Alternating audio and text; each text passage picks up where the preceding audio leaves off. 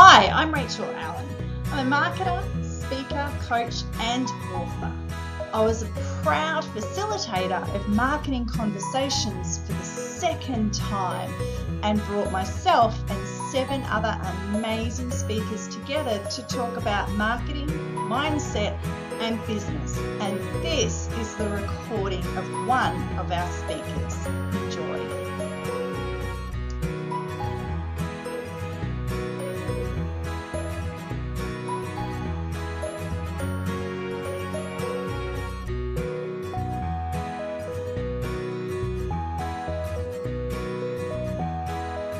So we're going to jump into Rosie really quickly. Rosie's here to talk to us about outsourcing. Carrie Ann mentioned about setting up systems in your business and then having someone else do it.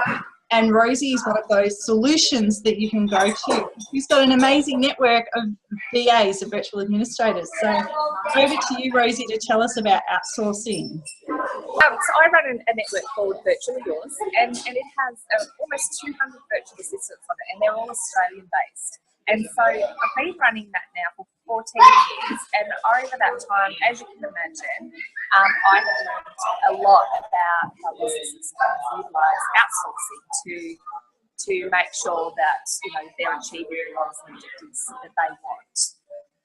So in that respect, with what you guys are talking about today, it's all about having this opportunity to grow your business and market your business and step up without having to sort of resort to, as I've spoken to Rachel before, resort to those smarmy sales pitches and all that sort of stuff that are not genuine to you. Does that make sense? So what I'd like to talk to you about today is connecting with a virtual assistant, and all the VAs are Australian based and they're independent business owners, so they understand what it's like to run a business. And so with outsourcing, what I find a lot of business owners are doing is they get to the point in their business where there's one of two things happening. One, they're either being told by coaches or speakers that they need a VA, whether or not they've assessed the need. So the first thing is to don't assume you need a VA just because people are telling you that you do. Sometimes your business is not quite ready for a VA, and you shouldn't be beating yourself up thinking I have to have a VA if I'm going to succeed, and I'm stressing out more now because I genuinely cannot afford one. At the start when you're running a business, it's very common for us to have to be doing a lot of that legwork ourselves, as much as it sucks and as much as it slows things down. If it's not financially viable for you, then it's just not. So the first thing is, do not beat yourself up about that. If people are saying, oh yes, you've got to get a virtual assistant, it's very important, you're not succeeding until you've got a team. First thing is, that's rubbish. Always remember why you're in business and your journey is unique. Yeah, the first thing is, if you cannot afford a virtual assistant, that doesn't mean anything really. I'm very, very passionate about people realizing that where they are in their business journey is awesome because they're a business owner and there's no right. I don't think there's any right or wrong. It's about planning ahead and getting an idea of what you want to be achieving in the future and then just working your way towards that. So having clarity on what you want to achieve moving forward is more important than having right now what everyone tells you need to have. Now, to work out whether or not a virtual assistant is going to be right for you, you need to do a couple of things. So the first thing is to get some really solid clarity on what you want to be achieving in your business and what those timelines are around that. So I think it's really important to know where you want to be in 6 months, where you want to be in 12 months. For me, those dates work well in terms of having an idea of how a VA can immediately help you. When you know what those goals are, you can have a look at, okay, so the strategy moving forward, these are the areas that I have to have help with because I suck at that stuff or I don't know how to do that stuff. And these are the areas that I need help with because if I'm spending time on those, I can't be doing the stuff that's making money. Now, with any of those, you need to obviously be thinking about your strategy to in return make the money above and beyond what it's going to cost you to get that support.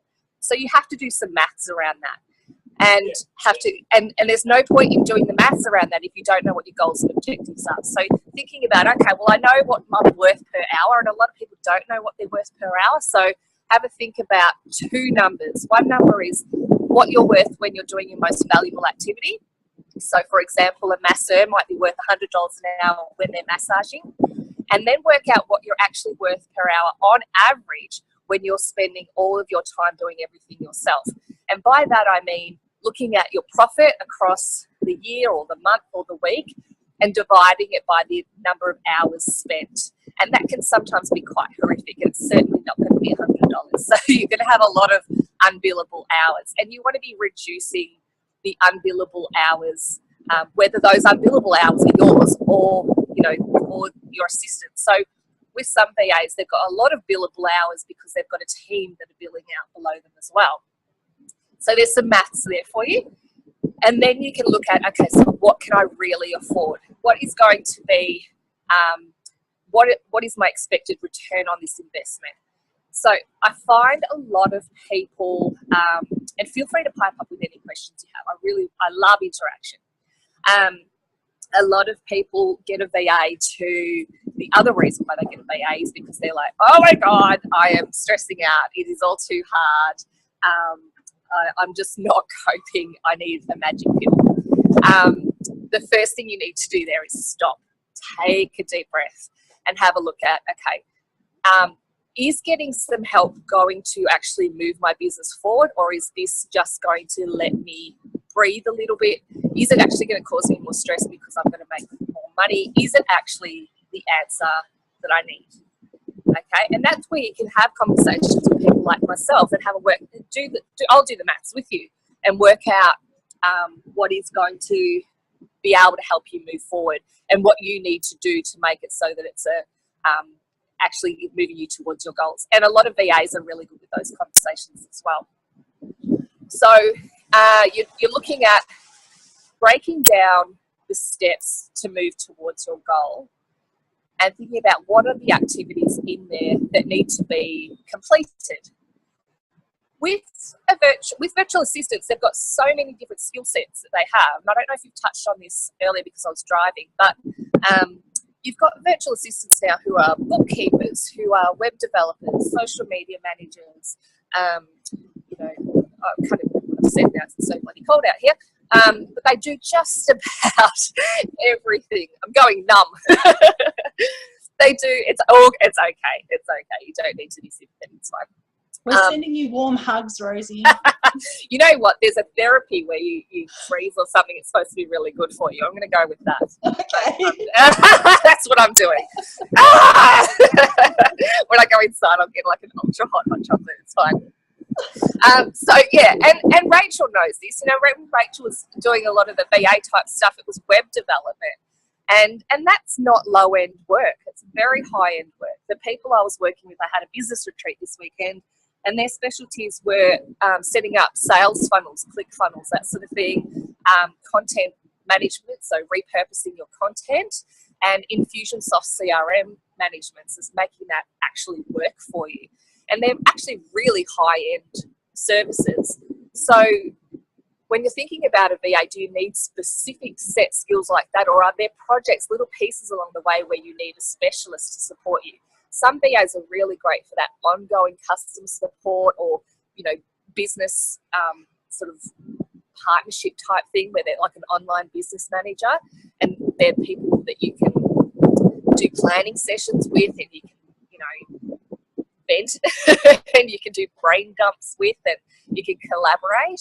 So I've got a VA who knows what I'm doing all the time moving forward, and she's great she's a copywriter, so she does my copy as well, but she's also there to be, that extra set of ears and a bit of feedback for me as my business grows. And that's actually valuable, having someone else who runs a business who is also giving me that advice and support is really, really valuable. But then there's pieces along the way, like, for example, sales funnel setup, or working on, making sure my CRM is doing what it should do so that it's worth what I'm paying for it. Or, I've got someone at the moment doing some Facebook campaigns for me.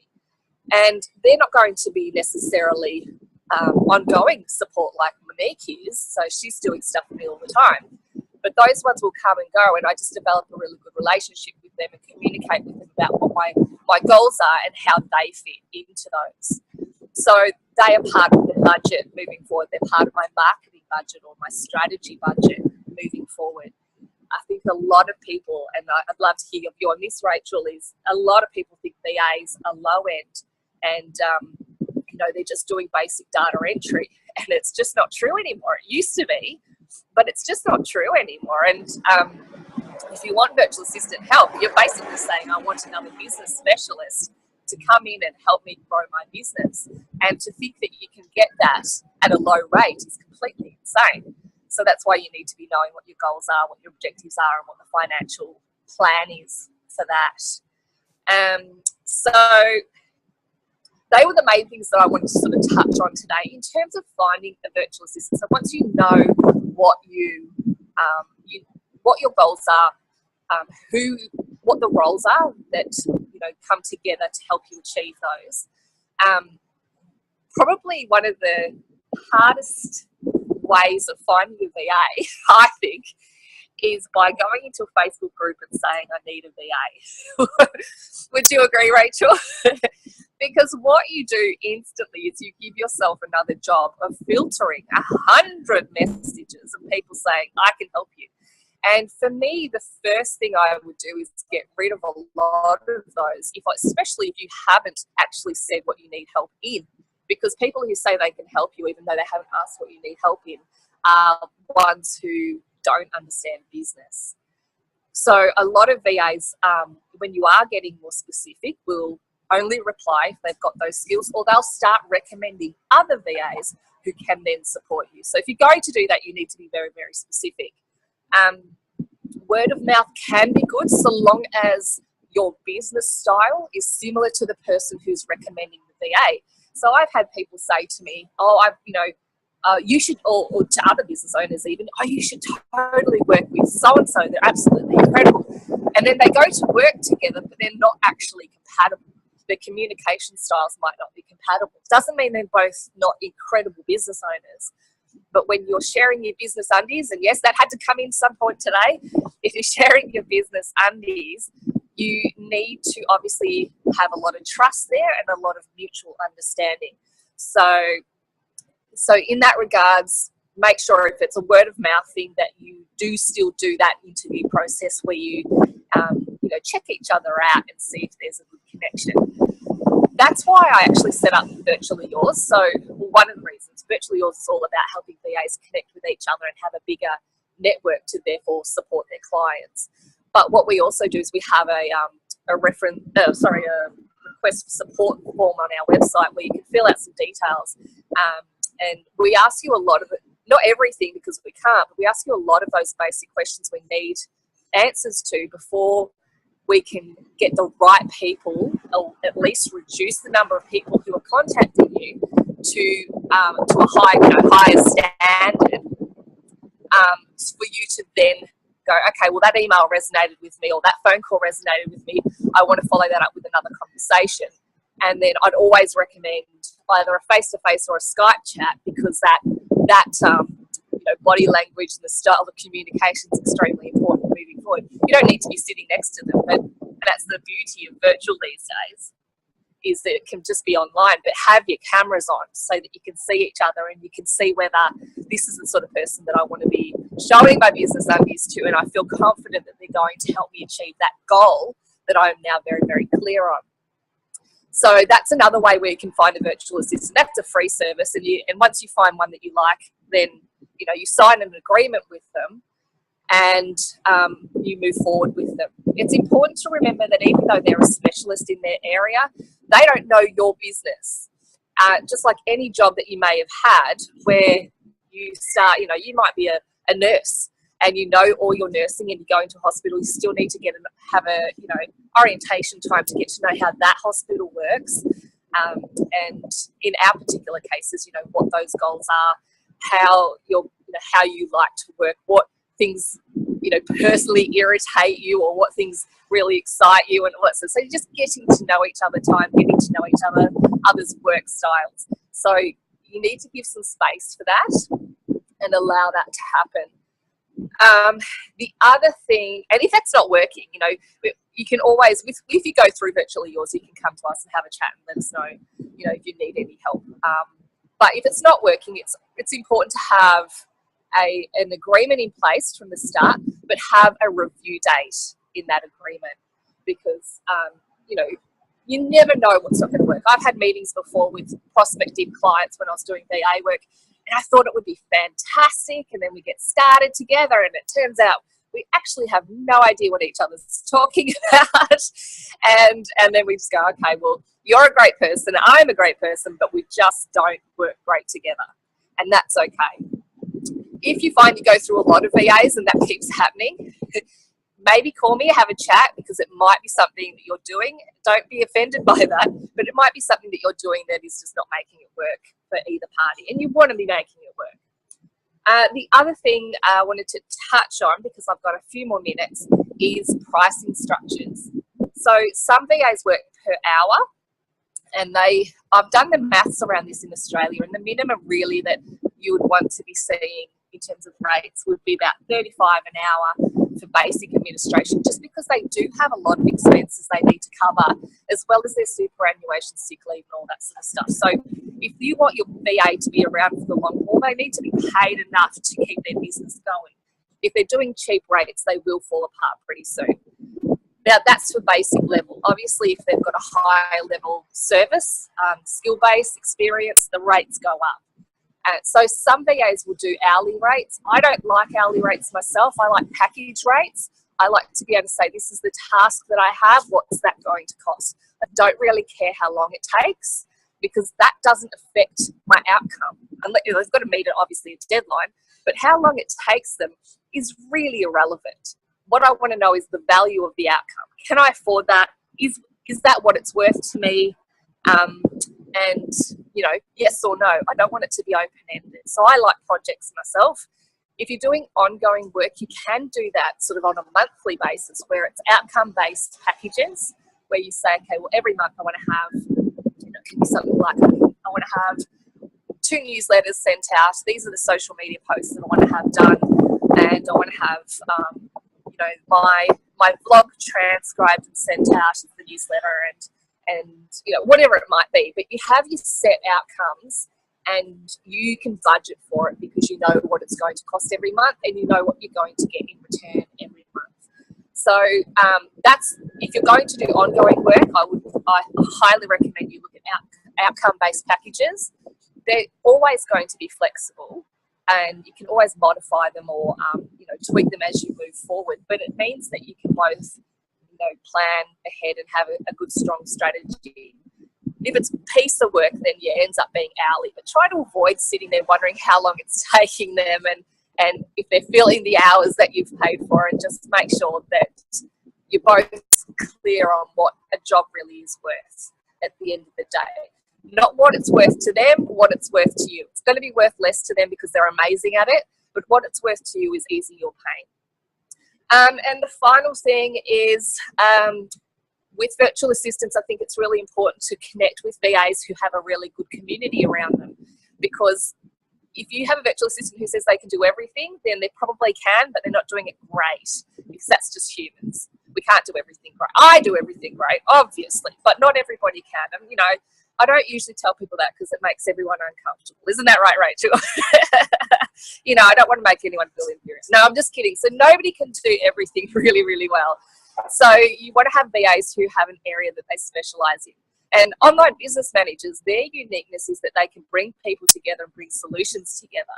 So they might not be an expert in all the different areas, but they can find people. And most VAs who are part of a community of VAs, they can find the solutions that you need and help you get them happening, and basically be a whole lot of brains instead of just one, but just the one connection point.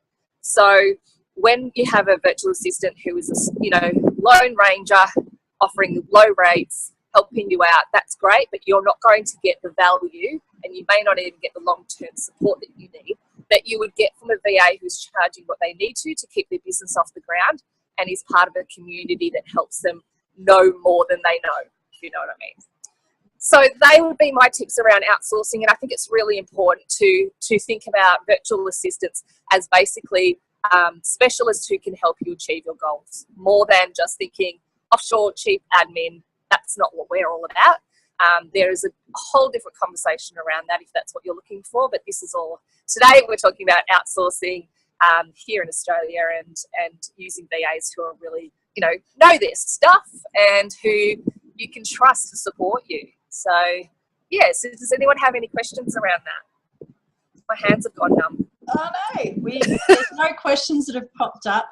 I wanted to go back to a point you made around the value of VAs, and I think that the world of virtual administrators has changed, or virtual assistants has changed, because they're not an executive assistant, or they're not a personal assistant.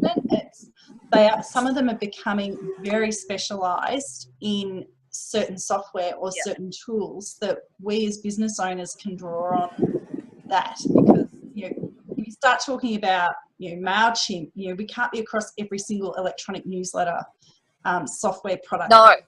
Whereas if you can call in a VA to actually help you get really deep into that one particular software, then that's going to give you so much more value in your business. And I think that's where the virtual assistant world is going, and that's where the benefit is to us as business owners. Absolutely. And one of the people that I mentioned briefly who was on the retreat, she does Infusionsoft audits. So, with programs, I use Ontraport and people who use ActiveCampaign and stuff, and Infusionsoft, they're quite expensive at the end of the day. And if you can get someone to come in and do an audit and make sure you're actually getting a return on investment, that you're investing every month, and make sure that you've got it working for you at its capacity, then that's absolutely amazing. And then they can be there to support you moving forward and to keep getting that return on investment. And I think that's really exciting. I think so too. And even the way Facebook changes so much, and Instagram's become an art to actually get coverage on it. There's virtual assistants who are just focusing on those things that they've got so much knowledge that if you want to grow your business in that area, then jump on board and get someone to help you do that. So and I think absolutely agree. Yeah, that's probably where the growth of virtual assistants and how they can help in your business is really at, and paying them what they're worth as well. And you kind of touched on offshoring. Yeah. Offshoring may seem to be a good choice and a cheap choice. You can get what you pay for as well.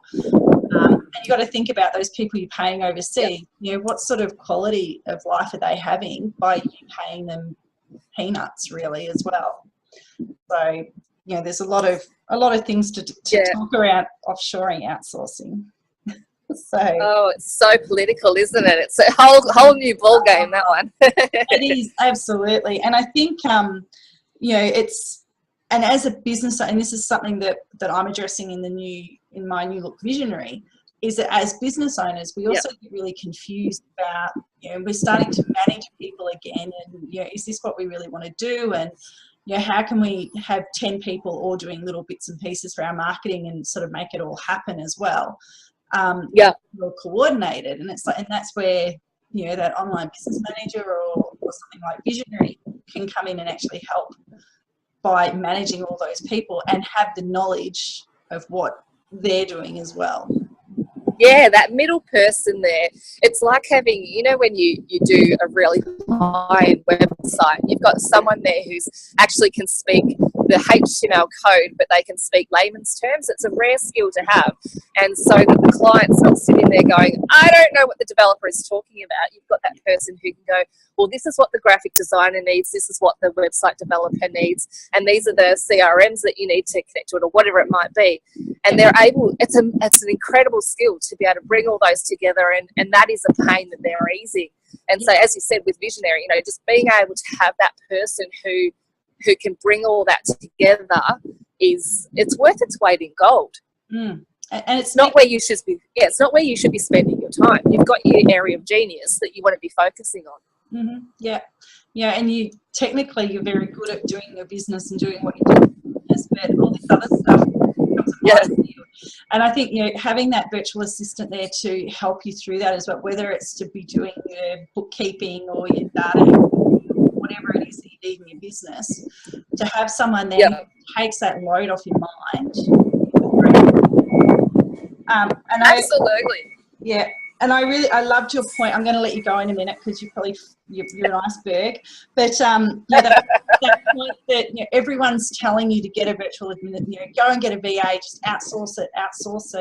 And I know I do as well. But if you can't afford it in your business, then it's going to add stress to yourself as well. Yeah, exactly. The people that are saying that have got plenty of money and they're not thinking about your feelings at all. And, we all come from somewhere, and we've got to have a big fat reality check sometimes and just go, you know what? I can't go and buy the Porsche. Just go away. This is what I'm going to be doing. I'm riding a bike for a little bit. So, and that's my journey, and I'm actually going to have fun doing that, and I'm going to learn so much along the way. I'm going to see so much more along the way. And I'm proud of that. Yeah, definitely.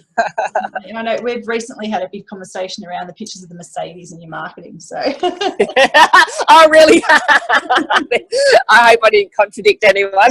No, not at all. Oh, good. I'm going to let you go, Rosie. Thank you so much for joining us today, all the way from. Are you in Lorne now? I'm in Anglesey at the moment. We're still heading down there. We've stopped so that I could do this session. Thank you so much. I'll let you get back on the journey to rescue that car. Thank you so much for having me, and well done on creating something like this. I think it's really fantastic. No problem. And we will